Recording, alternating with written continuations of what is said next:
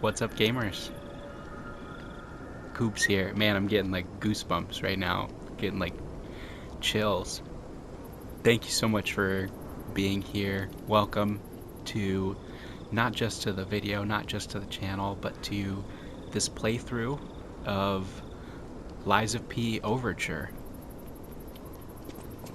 We're not gonna delay any further. I've been itching to see how this goes. So, thanks again for joining me. I'm hoping that the audio sounds okay. I tried to kind of do a little bit of a test run, um, not only with one of my previous videos on the channel, but also just a little bit beforehand. Oh, Wakey, wakey. Oh, come on, pal, get up.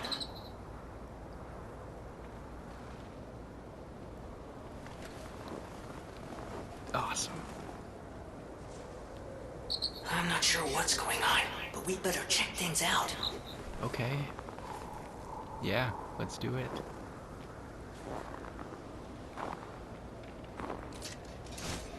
Awesome. Alright, so I'm gonna try to lay things out really briefly as we get into this. You might notice I'm playing with no HUD. So that's one of the things that I've been experimenting with, and I think that I'm going to try to do this playthrough with no HUD. I've got a pretty good idea of where my buttons are mapped for all of my different things that I'm going to need. And I think it's going to add to the immersion overall. My character is level 125, and we are in New Game Plus. So I think that that's gonna, that's gonna impact our experience a bit. But I'm also going on the Butterfly's Guidance difficulty, and I'll kind of talk a little bit about that as I progress. But in order to get to the DLC, I had to get to the end of Chapter 9. There's gotta be a stargazer nearby. Be on the lookout, pal. You got it, buddy. In order to get to the DLC, I had to get to the end of Chapter 9. It came out a lot sooner than I was expecting. And I was thinking about doing a full playthrough from the start. And because it released unexpectedly, I decided it would be easier to use my New Game Plus playthrough because I was at close to the end of Chapter 6, I believe. Or Chapter 7, the Grand Exhibition.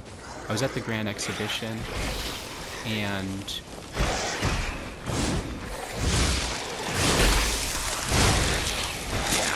oh my. I was at the Grand Exhibition, and I'm in New Game Plus, and I was like, well, let me try this difficulty. And I felt like I was still kind of getting beat up a bit. So because I haven't okay, what a way to get us started here.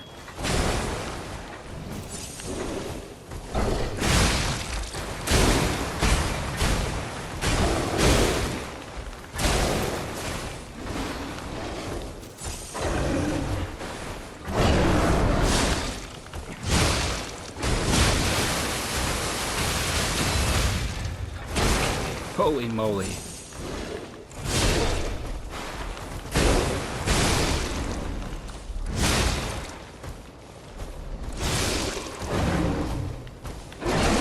Oh no!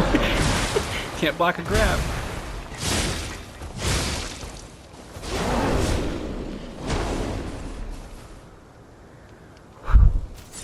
Okay. Wow. Quite the intro.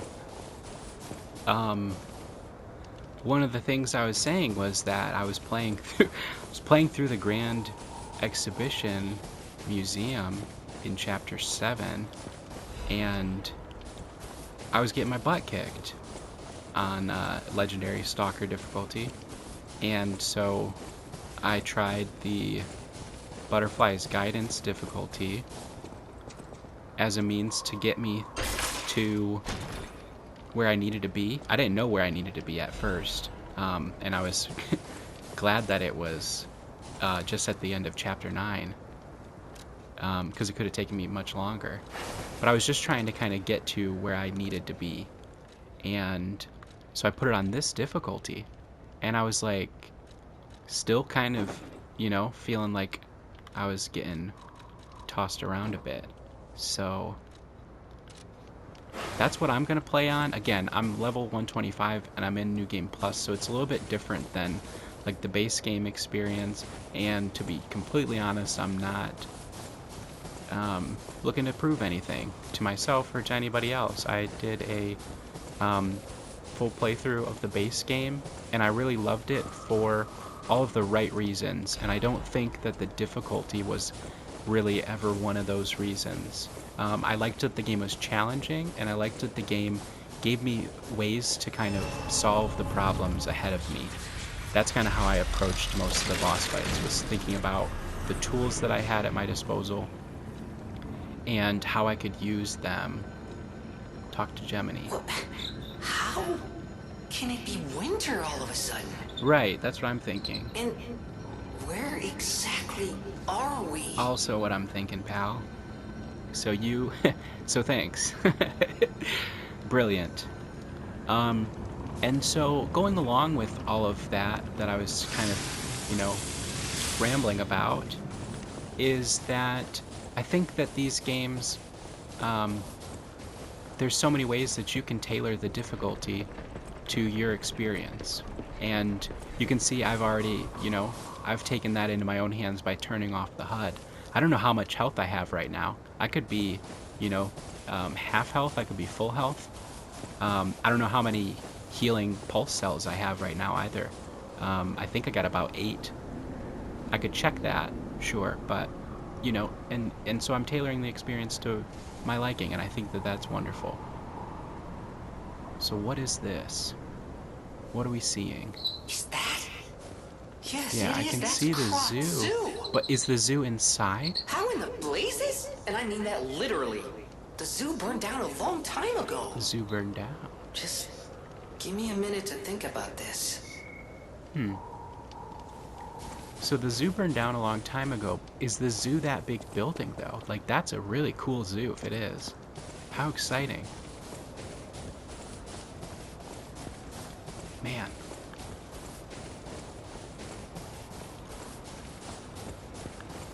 It's so cool to be back here.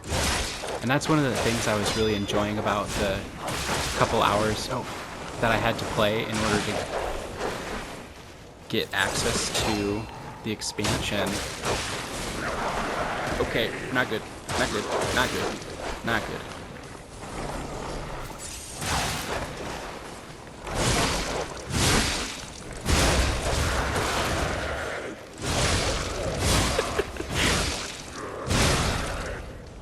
This is going to be great for the views. People are going to click off this video so fast. It's going to be awesome. Thank you so much for being here. This is the authentic Coobs experience we constantly aim to offer. I'm a huge fan of having limited to no HUDs in gaming. I think that it just, like, I'm going to take a second to turn it on. Not to say that the HUD in this game is particularly bad or anything, but, like, huge difference in the immersion. I don't necessarily feel that I need all of this information on my screen at all times. And for all of the wonderful things Liza P has done in terms of, like, player accessibility and things like that, having, like, an immersive HUD setting I think would be really awesome. And I talk about that accessibility stuff that this game has done, and that's, I mean, like, it's simple things. I don't mean, like, having, anything for people who have, like, specific handicaps or disabilities. That's not necessarily what I mean, but more so in, like, terms of, oh my goodness, we just got frozen immediately. That was, holy cow. Can I heal this? Okay, that one doesn't do it, and that one doesn't do it. So I just used both of the ampoules that I have, and they didn't heal that. So that's interesting. Alright, so new condition, new something that's going to help us get rid of it, maybe. I am so bad at this, and that's going to be one of the best parts about this experience for me, I think. Because, you know, I think that a lot of us are kind of guilty of having, like, negative self-talk. And I remember my first playthrough of Lies of P that, one of the things that I enjoyed about the, like, doing a playthrough, so I'm approaching this very different than I would a lot of my gaming experiences, because I'm recording audio as I'm, you know, simultaneously as I'm playing it. I could just sit down and I could play and like you know, steam through most of this content if I wanted to. But recording audio at the same time, I'm slowing down, I'm taking time to explain things, talk about things, think about things, and so it's a different experience than just a standard playthrough. That was great. And I remember that one of the things that I appreciated about that initial playthrough was how I was able to work through some of that frustration that you come upon when you're playing and you're maybe losing or it's not going your way. And you know, these sort of games are, of course, they're very challenging, and that's a big part of it, is kind of overcoming that difficulty. But even once we've gotten, you know, like I mentioned, I've played through the game. I'm in Medium Plus, and I still feel like I'm, you know, not very good at the game. And so it's interesting because it's kind of like the perception and reality are out of alignment. Because if somebody's never played Lies of P before, they would say like, oh wow, how is this guy playing without a HUD? Or how is it, you know, he hasn't died yet, whatever it might be. They might point at the positives of my gameplay, whereas I'm looking more so at the negatives of like, oh man, I just got jumped back there a little bit, or whatever it might be. So it's a really interesting experience, and I think that it's one of those things that I've kind of wanted to talk about on the channel for a while. But sometimes you don't have the time or the story to do so, you know? I don't want to just like make a video for the sake of making a video. Even though I enjoy the video making process. So I could take the time to talk about something like negative self-talk, but I would want to have something that it's applicable to. And this is the perfect sort of a, you know, scenario, so it's kind of cool. Because I think that along the way we'll get to kind of think about, talk about some things that are hopefully really applicable and relatable to gamers in general. Like some of these things that we go through, they're relatable, they're familiar. It's like we maybe haven't gone through exactly the same things, but we've gone through similar things, I'm sure, and maybe we've experienced similar feelings, so we can relate to each other in that sort of way. These enemies are already super cool. I love this. I love this. This is amazing. This is... And so the fact that he said that this whole zoo burned down a while ago is really interesting for like, how far back in time did we actually just go? So that's going to be really cool too, to kind of unravel the mystery of this narrative.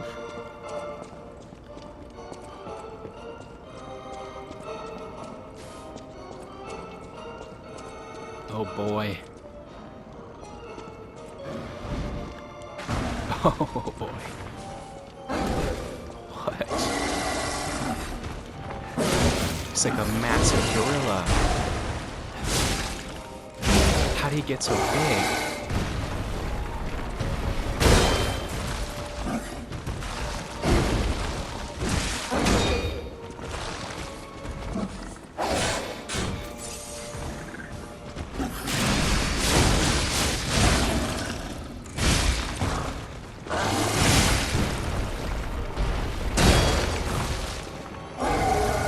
Oh boy.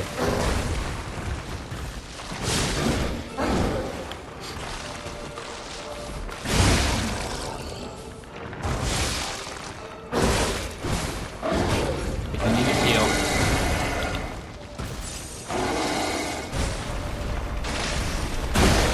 Oops, bad timing for that.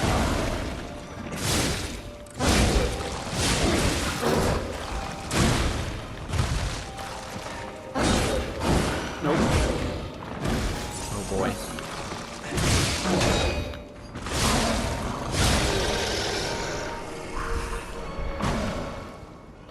Holy moly. Dude. This is gonna be awesome. This is gonna be awesome.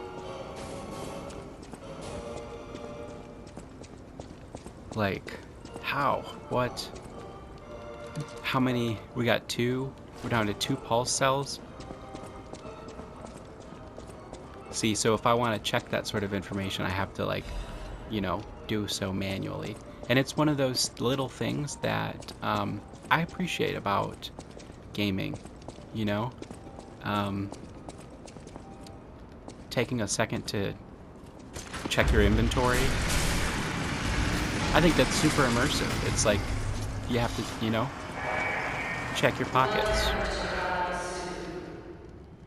To think that you would enter this place while I, Markiona, the puppeteer of death, am here. Have you no fear? Markiona, the puppeteer of death. Very interesting. A little, you know, a little bit on the nose to just tell us her name like that. Like, how many people? But then again, if you are... Oh, that's cool. Oh, that was cool. Has a little... That's super cool. So this big building is kind of more of like a museum. What's it say? Walk amongst giants. That's so cool.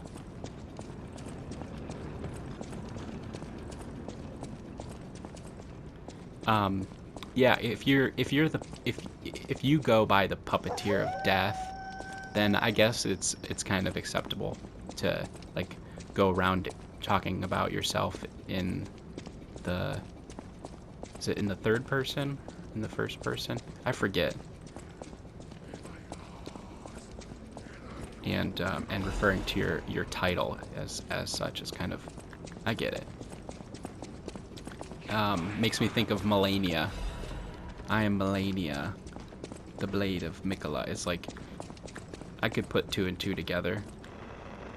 But I appreciate you telling me that you are some awesome hero that I can now slay. Did I rest at that Stargazer, I wonder? Hope. I like that guy's outfit a lot. That guy's outfit was really cool with the hat and that was really cool. I'm gonna go because I don't remember if I like rested at this. Another part of the so I had touched on briefly how I appreciate their like accessibility and quality of life stuff. So this is the level up screen. It'll tell you up in the corner how many level ups you can get with the amount of ergo that you have on you. But you can also add ergo, like these chunks and stuff that you've collected. You can add these right to, you know, your balance from this menu now. And you can kind of like customize, like it'll tell you now I can do 2 more, I could do 3 more level ups. So I could get 3 more level ups if I used all of these chunks. And I think that's just super cool. I like that as like a, super user-friendly interface. But the other thing I was going to talk about is like having control over the difficulty. And so even though what I've done is I've lowered the difficulty to the butterfly's guidance, um, and I've removed the HUD for myself as like a, kind of we're balancing things out. Um, but the other thing I was going to mention was leveling up. And so because we're in New Game Plus, and because we're in the expansion area, I'm sure that we're going to get a ton of ergo along the way. We could probably, over the course of this playthrough, maybe get our character from level 125 to possibly level 150 or something like that, right?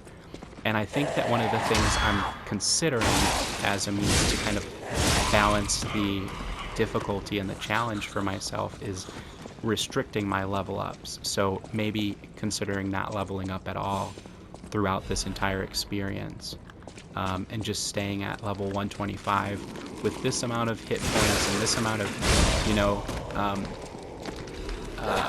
this amount of damage output and different things like that. But we'll see. But again, it's nice that as the player, I can kind of take that sort of control over my experience.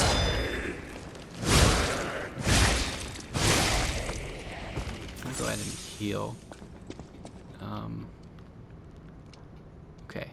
So it looks like there's a door down there with some lights. I didn't check to see if that door does open, but I kind of assumed that it was like either where we want to go, or it'll be like a shortcut that'll like open up later and we'll be able to access it. But I don't know that for sure.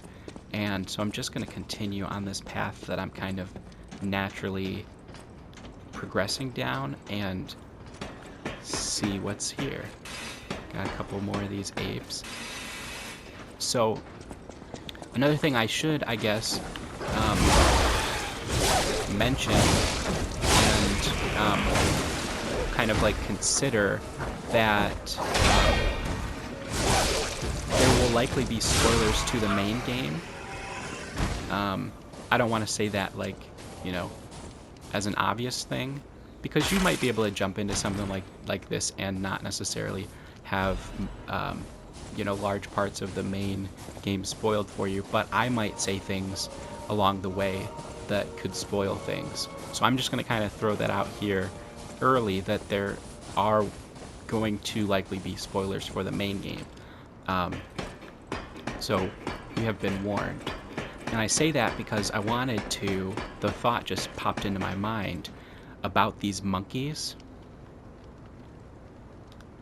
I'm going to take 2 seconds to come back. I know that this is like silly, but hear me out here. So at the end of the game, we get a teaser for what the next game might be.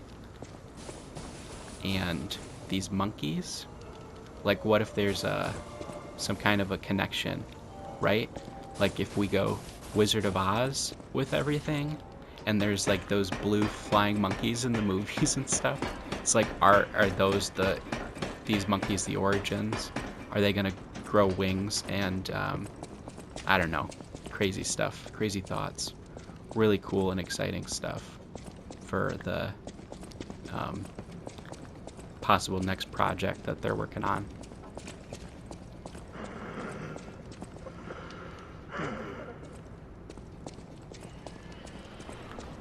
Wait a sec. Please, Who was that? someone Oh, hey, save me. you good, dude? What in the heck? Madam Stalker, is it you? You come back. Bloodied man. No, you're not. I thought I should return to save me. The Stalker with red hair. She helped me escape, brought me here. The bounty blinded me. My greed My ambition, one mortal wound, puts an end to it all. But I did find something. A clue. The Savannah Experience Center. Go there. If you see the red-haired stalker, give her my thanks. Tell her this isn't her fault. Merely the death of a pathetic fool, blinded by greed. Missing Romeo. Huh. Okay. So, ask for Stalker Leah when you arrive. I'm not gonna read out all of that. I'm just kind of like processing, like, so like Romeo might be here, which is super cool. Which, if you're maybe unaware or just need some recollection, Romeo is one of the bosses that we encounter. But we also learn that Romeo and P were friends at one point.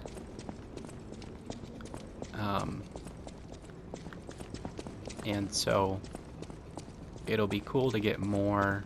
I'm not by any means a professional when it comes to the lore and the overall story, and it's certainly been a while, so I'll be, you know, piecing things together as well, but I'll do my best to kind of connect some of the dots along the way if I can.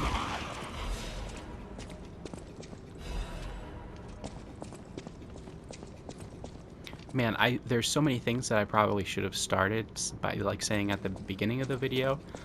This whole playthrough, the idea is that I'm gonna put out probably I'm gonna try to put out 2 chapters each day. Each chapter will be about 45 minutes to an hour of the playthrough, and I'll try to do like a release early in the day and later in the day, so that they're kind of coming out consistently. But I don't want all of these videos being released to kind of like flood the channel, so I'm gonna have most of them unlisted.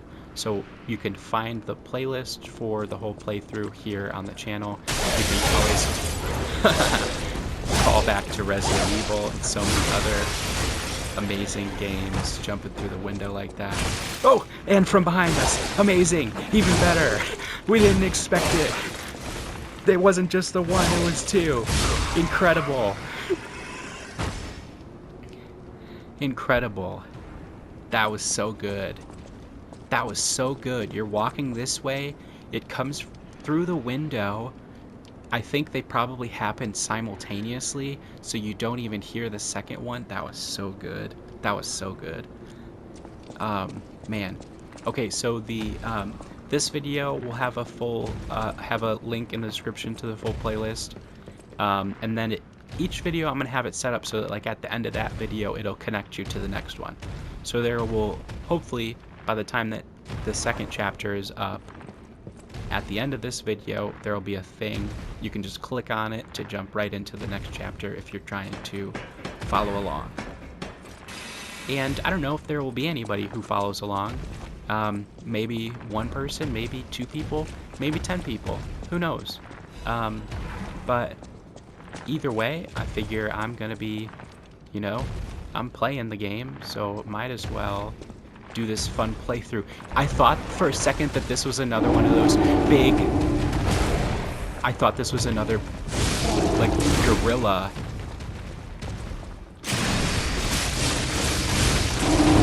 It's an elephant. Holy moly, gamers.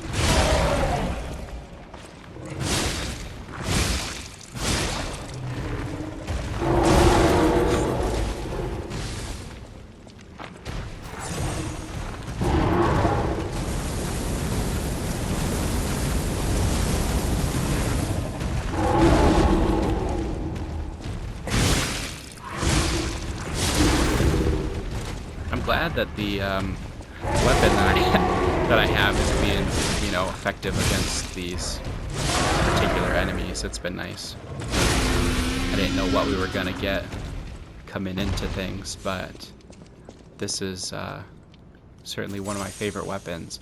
I didn't really go over, I said that I was level 125, but I didn't really go over my build or anything. I've got 40 vitality, I got 20 vigor, which is our like our stamina. I've got 32 capacity, I've got 16 motivity and 16 technique, and I've got 40 advance. So the high capacity and high advance kind of go hand in hand. Advance is kind of like the, not only the different Legion arms skills and stuff like that, but also like elemental damage. So we have fire, we have electric, and we have like corruption. These are really cool. Like, I like that these, well, maybe not so much. Oh, this was what the thing was? Oh, what?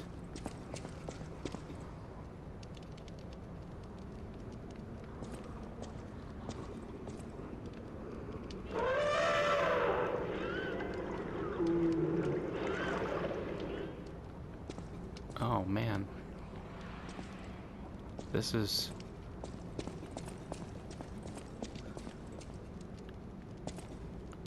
It's like, this is like, you know, kind of what you would expect. There's a little bit of blood on that zebra, but like, that's just, you know, from the fighting going on. But these are actually like...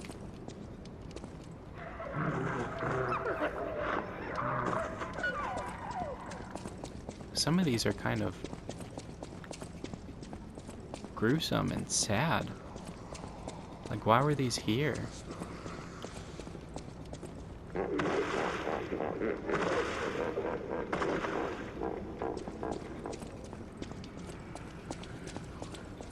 Like, this is kind of a messed up zoo. I don't even know what I was talking about before. I think I was talking about my build and stuff, but...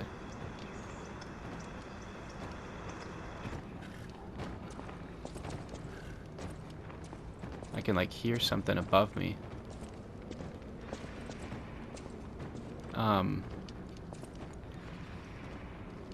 I was gonna show you a couple of my weapons. I don't know if it's the right time. I don't know if it's the right time.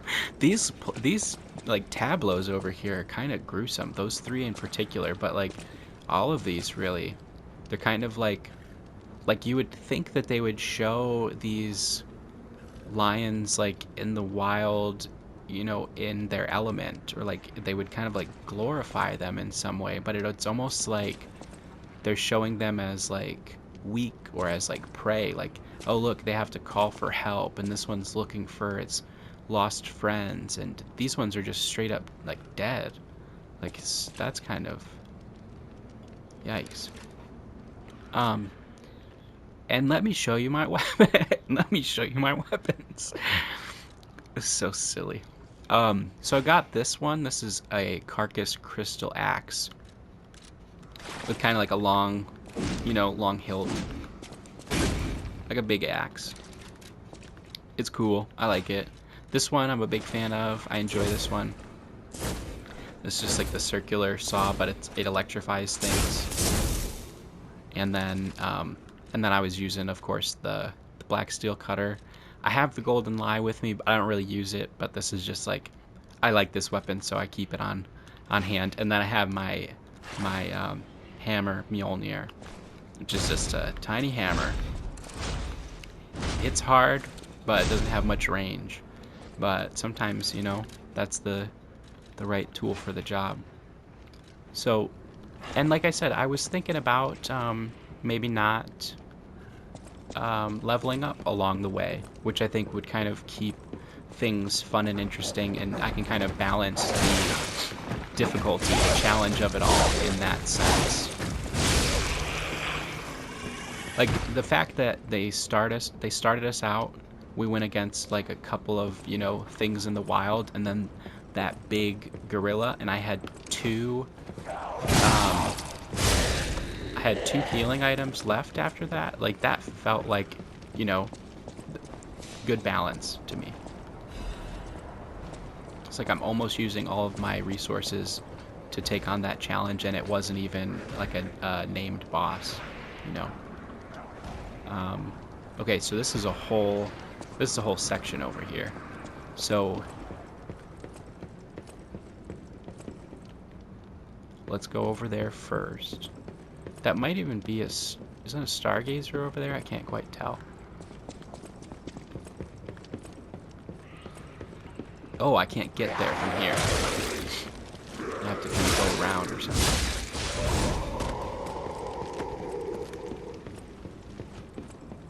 Okay, it's a crate. Okay.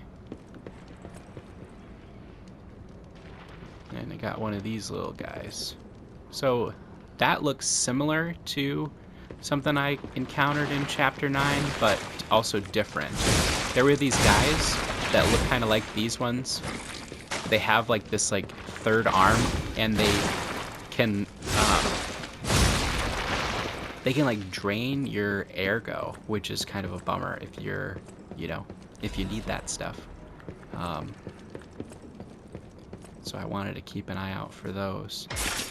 Another one of those things that it's like, I wouldn't like take the time to make. Hey, we got a bow. Wait a minute. How does that work? It just goes here. It's just a bow and it just goes here. What?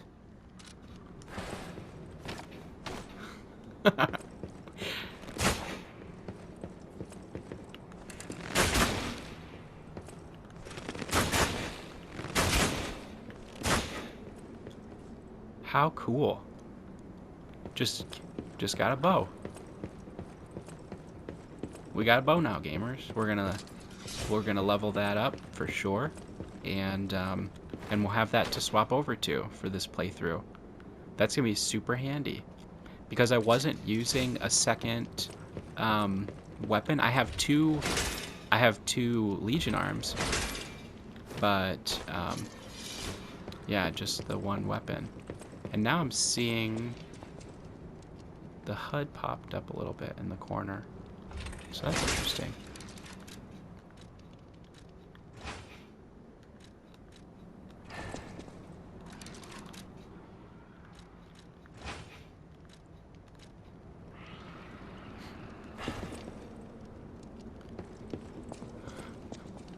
So if I change my weapon, does the HUD pop up? No, when I change my Legion arm. Okay, good to know. So if I swap Legion arms, it looks like it brings up this little HUD in the corner. It shows like my Fable Arts, and it shows my weapon durability gauge. And then it looked like when I changed my weapon, do I have to change it? No, I just have to swap it over to something else. It went away. The more you know. So I was saying I have two Legion arms I can swap between, but now having something on my offhand I can swap to as a bow is really cool. That'll be pretty nice. So, alright. We're here. We're gonna go this way. And we're gonna keep an eye out for a big door that we can maybe open for a shortcut.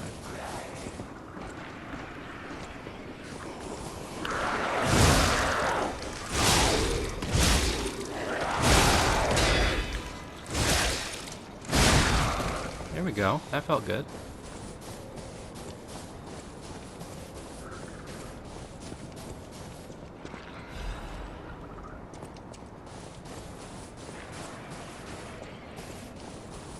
And so I'm using mostly an advanced build. So I'm using like these weapons that all have an elemental, kind of like an infusion by default. Clearly, we're still in Krog, but And so I'm wondering what the sort zoo's of still weapons standing and we'll intact. get that'll... Is it possible that the Stargazer sent us back in time? I think that's 'Cause exactly I what remember happened, a day man. like this, The day when snow was falling on the zoo. Okay. Okay. Now we're getting a little somewhere. Here's a big door. So, can we open this? Open the door. Are we back in the main area? And we're back in the... Look at that. See? I was stood up there and I said, this big old door, I didn't even try to open it, but I would guess that it leads somewhere important or it leads us back. It's a shortcut back. And there we have it. Not like that. I'm not trying to, like, act like I'm some kind of brilliant genius, but it's just one of those things that, like, after, spending time with these sorts of games, you kind of get a feel for how things go. So I'm going to go back to Hotel Krat, and we're going to level up the bow real quick. And, oh, okay. So I have to hit triangle to switch timeline, and then I can go to Hotel Krat. Very interesting. So it confirms that we're in just a totally different timeline. How did we get there? Like, what was that? I didn't really go over it in this video, but in the trailer, basically there's like this crystal thing that we used at the Stargazer that was at the Pilgrim's Path, and that's what kind of sent us back in time. It was like we used the crystal to activate the Stargazer. The Stargazer sends us back. So I wonder what that crystal was, where it came from. I'm pretty sure it had like a butterfly on it. So You're here. makes me think of That's a visit. Sophia. I want to upgrade this bow.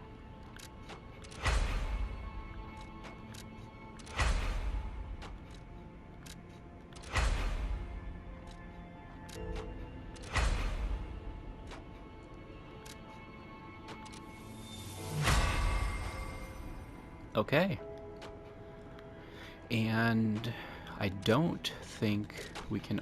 Oh, we can alter the handle. Does that do anything for us, though? So, 1 damage, -5 damage, no change.